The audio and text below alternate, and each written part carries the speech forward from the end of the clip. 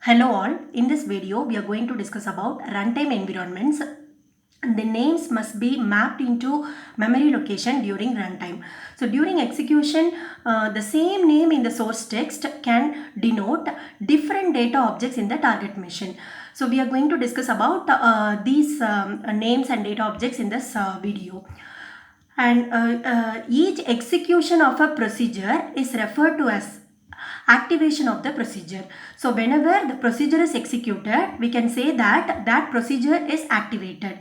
So in a nested procedure, we can say that there are two activations are alive at the same time. So for example, the procedure A is an enclosing procedure in which the procedure B is nested. Means then whenever procedure B is called, we can say that procedure A as well as procedure B both are alive at the same time. So in a nested procedure, two procedures may be activated or alive at the same time. So if the procedure is recursive, then several activations may be alive at the same time.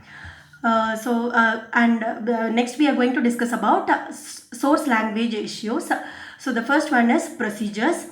We know that a program is made up of procedures, and a procedure is a declaration that associates an identifier with the statement. Here the identifier means it is the procedure name, statement is a procedure body. So the procedure is associated with the procedure name and procedure body, and whenever the procedure name appears within an executable statement, then we can call it as a procedure call. So in this example program, quicksort program, here this is the procedure because it has the name of the procedure and the body of the procedure. Okay, so a procedure is associated with the name and body. So this is a definition. It has the name as well as procedure body, and whenever a procedure name appears within another procedure, then it is called as procedure call. So here quicksort appears within main procedure. So this is the procedure call statement. Whenever this statement is executed, control is transferred to the quicksort program procedure and it will be executed. So this program has a main procedure. It calls read array procedure and then quicksort procedure. Quicksort procedure calls partition procedure and two recursive quicksort procedures. And the parameters used in the procedure definition are called as formal parameters. So in this example, M and N are formal parameters, and those they appeared in the procedure call or called procedure means they are called as actual parameters. So in this example, 1 and N are the actual parameters. Then next we are going to discuss about activation tree. If A and B are two procedures, their activations will be either non-overlapping or nested. Okay, so the A and B, the or the two procedures means their activations will be non-overlapping when one is called after other. So in this example, we can say that read array and quicksort are non-overlapping because here one is called after the other. First read array is called, so read array procedure will be executed. After executing read array completely, control is written back to the main procedure, then quicksort procedure is called. So activations after ending activation of the read array only quicksort is activated.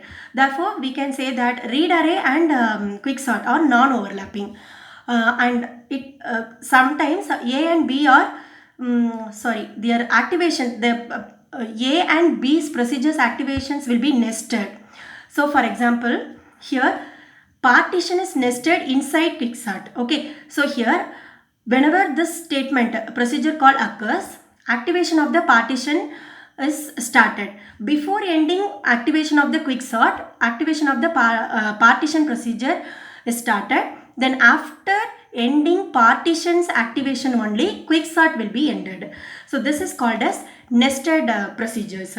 Sometimes a procedure may be recursive. So here new activation begins before an earlier activation of the same procedure has ended. So here quicksort is a recursive procedure. So whenever the quicksort main quicksort is activated, the recursive quicksort, this quicksort activation will be started. Then after completing this one only, this quicksort will be ended. An activation tree shows the way control enters and leaves activations of the procedures.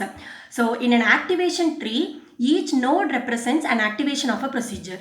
So here main root is represented by the main procedures activation. Then its children are activations of the procedures read array and quicksort.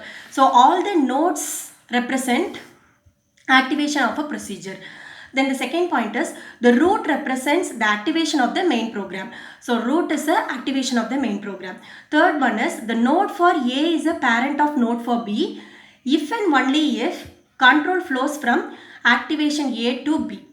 So here we can say that main is a parent of quicksort because the control flows from main to quicksort. Similarly, we can say that main is a parent of read array and quicksort is a parent of partition, and these two quicksort are recursive active procedures. So we can say that a node is a parent of another node if and only if the control flows from activation A to B. And the final one is the node for A is to the left of node for B if and only if the lifetime of A occurs before lifetime of B. So here read array is appeared to the left of quicksort of 1,10 because read array, the lifetime of read array occurs before the lifetime of quicksort. Okay, so here after completing read array only, quicksort will be called. So read array lifetime will be over first, then only quicksort will be called, so that they are the siblings. So quicksort, read array is a left of quicksort. So this is the activation tree for this example program. So first the main program calls read array and quicksort of 1, assume that n is 10. So quicksort of 1, 10. So quicksort is called now. In quicksort, partition function is called. So partition of m, n. So quicksort of 1, 10 means partition of 1, 10. Then quicksort of m, I minus 1 will be called. So what is I? It is a value written by the partition. So assume that if partition returns 5 means then quicksort of this m, I minus 1 will be called, this first value. So quicksort of 1, 5 minus 1, 4. Then next quicksort procedure will be called by I plus 1, n. So I plus 1 means 5 plus 1. So 6, 10 will be called. So now this quicksort will be expanded. So quicksort of 1, 4 means partition of 1, 4 will be called, and assume that the partition returns 3. If partition returns 3, then quicksort of 1, 2, 3 minus 1 will be called. Then quicksort of I plus 1, 4, this n, 4. So the activation tree will be expanded like this. Next one is control stack. It is used to keep track of live procedures activations. So the idea is to push the node for activation whenever the activation begins and pop the node for the activation whenever the activation ends. So for example, when we are at this location, quicksort of 4, 4, that is in this place, quicksort of 4, 4 means what are the activations of the control stack? This is the activation of the control stack. So these are represented with the solid lines. The procedures, those are already ended or activations are already ended or represented with the dashed lines. So because initially main will be pushed, right? So main, activation of the main will be pushed onto the stack. Then this traversing is done like a depth first traversal. So then read array, so activation of the read array will be done. So it is pushed onto the stack, activation of the read array.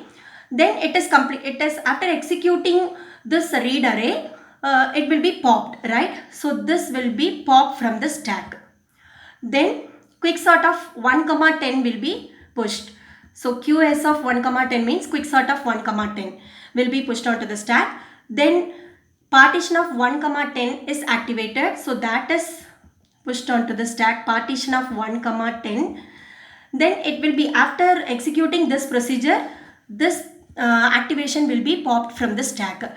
So similarly, so now the stack is having, control stack is having main, quicksort of 1 comma 10. So similarly, whenever quicksort of 1 comma 4 is coming, that will be pushed onto the stack.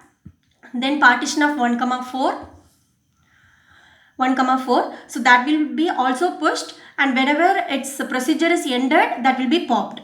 Then quicksort of 1 comma 2, after completing the full procedures, that will also, that activation will also be popped from the stack.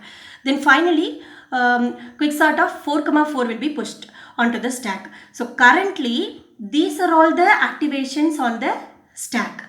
So control stack is used to keep track of the live procedures activations, right? So now the activation record is having main, quicksort of 1 comma 10, quicksort of 1 comma 4 and quicksort of 4 comma 4. So from this procedure, by following this path, we can reach the root. Next one is the scope of a declaration. So the declaration in a procedure in a language is a syntactic construct that associates information with the name. So this is an example declaration statement in a Pascal programming language. So variable I colon integer, in C means int I semicolon, etc. So whenever this declaration statement is placed within a procedure, then it is called as local, otherwise it is called as non-local. Then final one is binding of names. The same name may denote different data objects at runtime. Data objects correspond to storage locations that contain the value. So here there are two functions, environment and state. Environment is a function that maps a name to the storage location. Name to storage location mapping is called as environment, and state means it is a function that maps storage location to the value held there. So we can also say that environment maps name to L value and state maps L value to R value. Okay, so environment means it maps the name to the storage location and state maps storage location to the value. And normally an assignment statement will change only the state. It won't change the environment. For example, assume that PI is a variable or name. PA is a name.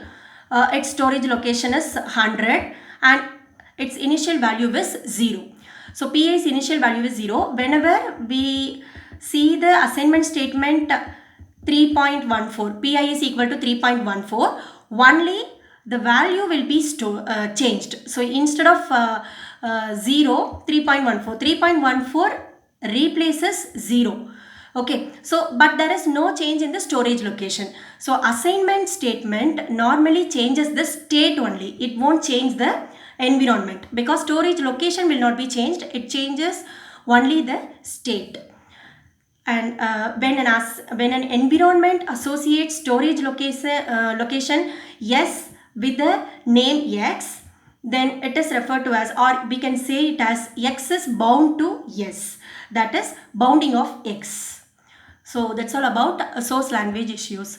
Thank you.